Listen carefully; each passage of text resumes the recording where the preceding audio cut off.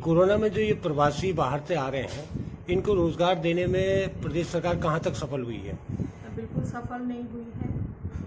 मैं जितने भी प्रवासी आ रहे हैं, पहले तो उनकी क्वारंटीन जो सेंटर बने हुए हैं उन्हीं में सुविधाएं नहीं हैं। प्रधान और जो गांववासी हैं, क्षेत्र पंचायत हैं, वही लोग उनकी सेवाएं कर रहे हैं और वही लोग उनकी व्यवस्थाएं भी कर रहे हैं, लेकिन उनका सारा खाना रहना सब उनके घरों से हो रहा है। जो ब्लॉक में और घरों में जो उनकी क्वारंटीन सेंटर बनाए हुए हैं पंचायतों ने, और उनके रहने की व्यवस्था सब प्रधान लोग कर रहे हैं जो क्वारंटीन सेंटर है। लेकिन उनकी नौकरी जो छूट गई है उसमें प्रदेश के माननीय मुख्यमंत्री जी कुछ नहीं कर रही है, सरकार कुछ नहीं कर रही है, क्योंकि अच्छी अच्छी नौकरियां सबकी लोग, कोई गुड़गांव थे, कोई बाहर थे, सब छोड़ के आ गए हैं यहाँ।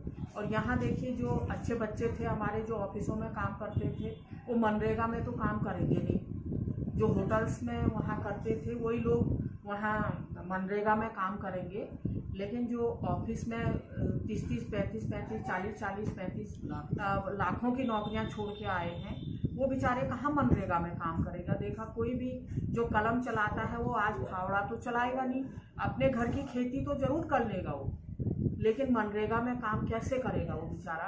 कुछ इसके बारे में भी सरकार सोचे, उनके लिए रोजगार की जो व्यवस्था है। एक ये कह रहे हैं कि वो स्वरोजगार करे, लेकिन उसको कर्ज में भी तो डुबो रहे हैं। वो कर्ज ही तो लेगा, वो कर्ज कैसे चुकाएगा? उसके लिए कर्ज की व्यवस्था ये कह रहे हैं कि वो लोन ले और अपना रोजगार खुद खोले, लेकिन रोजगार के लिए, मार्केटिंग के लिए यहाँ कोई सुविधाएं नहीं है। मार्केटिंग कहाँ करेगा? कहाँ वो रोजगार अपने गांव में खोलेगा? तो उसको लाने ले जाने, ढुलाई, देखिए पेट्रोल डीजल के इतने दाम बढ़ा दिया। आज इतिहास में पहली बार डीजल इतना महंगा हो गया है कि किसान कैसे अपनी किसानी करेगा और कैसे लोग अपना इधर से उधर, अपना जो व्यापारी है अपना सामान ढोने ले जाने हैं, अपने ट्रांसपोर्टर परेशान हो गया है आज डीजल के महंगे होने से। तो हम ये सरकार से पूछना चाहते हैं कि दूसरी तरफ आपने महंगाई इतनी बढ़ा दी। आज हम महिलाएं टमाटर लेने जा रहे हैं, बाजार में सब्जी लेने जा रहे हैं, टमाटर इतना महंगा हो गया, इतिहास में पहली बार 100 रुपए किलो टमाटर मिल रहा है। सब्जियां इतनी महंगी हो रही है कि सोचना पड़ रहा है। जो आधा किलो, 1-1 किलो लेते थे, आज पाव भर में हम लोग आ गए हैं। हम लोगों को अपना घर चलाना मुश्किल हो गया है।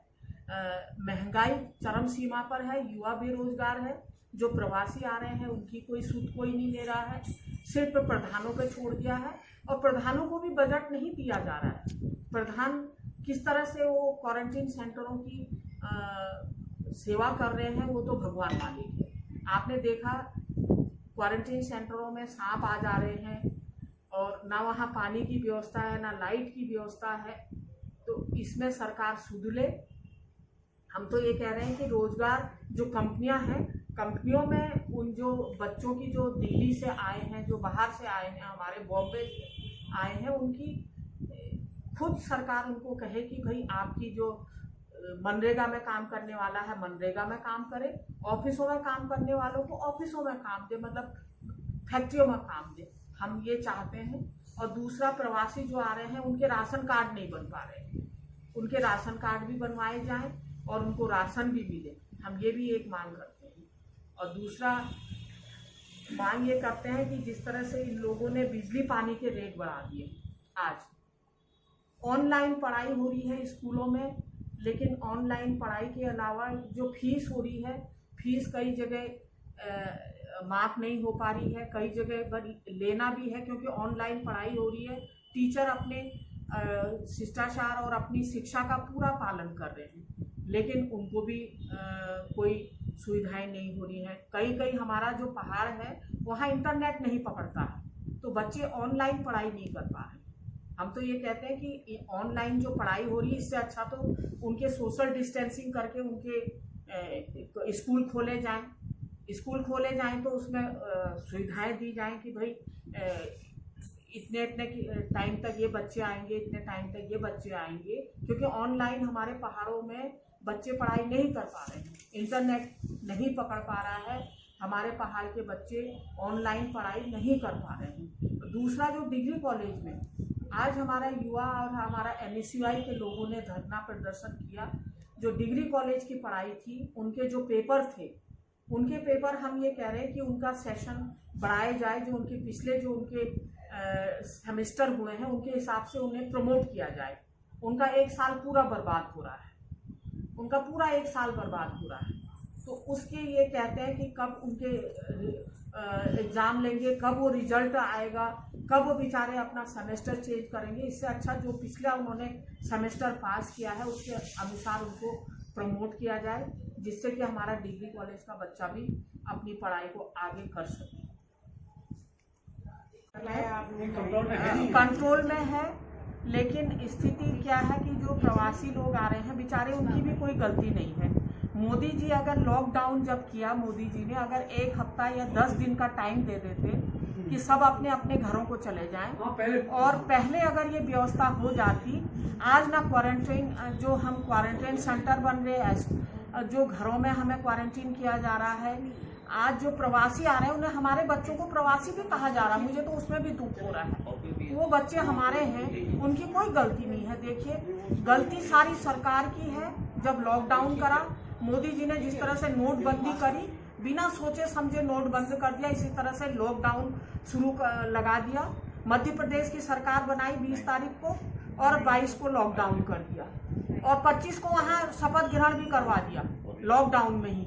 मोदी जी ने सोचा नहीं कि जो जितने लोग हैं अपने घर कैसे जाएंगे, और वहाँ ट्रेन और बसें भी बंद करवा दी। तो हमारा जो लोग हैं, कई लोग तो रास्ते में मर गए, पैदल जाते हुए मर गए। आज हमारे लोग हैं, तो उन बेचारों की गलती कुछ नहीं है। वो बेचारे बाहर से आ रहे हैं, वो कितनी असुविधा में आ रहे हैं।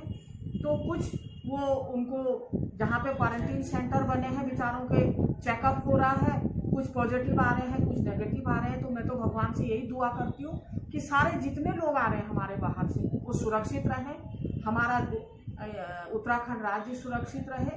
ये सारी मोदी जी केंद्र सरकार की गलती से आज ये हुआ है। जितना भी हमारा कोरोना फैला है पहाड़ों में या पूरे देश में, उन्हीं की वजह से फैला है।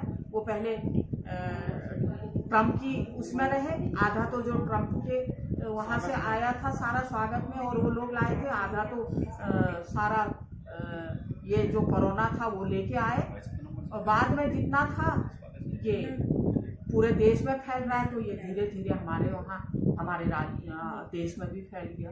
तो हमारे पहाड़ों में कोई सुरक्षित है, लेकिन बेचारे जो बाहर से आ रहे हैं उनमें थोड़ा सा पॉजिटिव पाए जा रहे हैं, तो उनका इलाज हो रहा, तो वो नेगेटिव भी आ जा रहे हैं।